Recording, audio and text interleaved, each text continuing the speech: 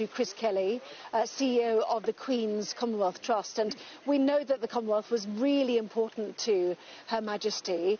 Tell us about your part in that.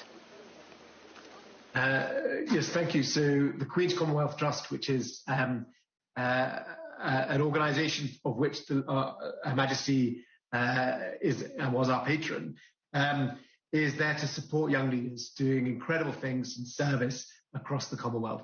And so this really resonates with the importance Her Majesty attributed to the Commonwealth, to the young people across the Commonwealth, and to those that were performing service. And she was very clear she wanted this set up just under 5 years ago as a legacy vehicle for her to kind of recognise those important features of her life. And I mean, we've heard and we've seen across the news an incredible life of 70 years of service, and that was something that was both important to her here, but also in her endeavours across the Commonwealth. And she touched many people across the 56 countries in the Commonwealth. I've had in this morning and overnight email messages, text messages, phone messages from the Maldives, from Kenya, from India, from Australia, from the Caribbean. I mean, it's coming in from all over the place. People have been really touched at what she's done and her commitment to service and duty.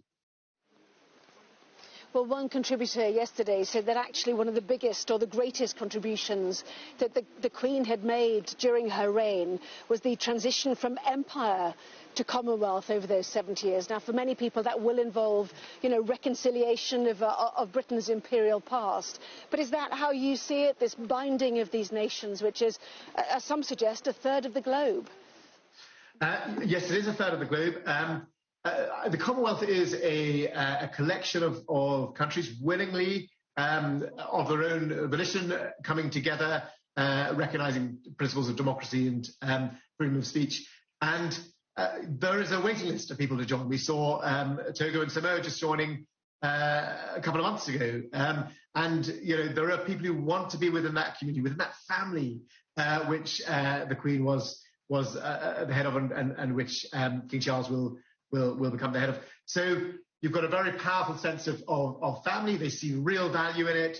I don't think the historical narrative is really the one that people focus on. They focus on the value the Commonwealth brings, and particularly including in young people. They see that kind of the real value of others who talk a common language, who've got a common history. Actually, you've got a common sense of Her Majesty being the central point there. And it doesn't have to be a really strong sense, but is there something that binds us together in this day and age when there are so many conflicting winds, and it has been powerful, and people keep on wanting to join, countries keep on wanting to join the Commonwealth, and young people across the Commonwealth are continuing to honour Her Majesty's work and service in their own way.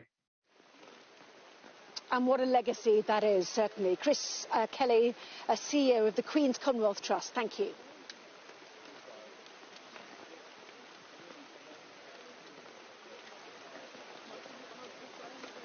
Let's take you back then to Buckingham Palace.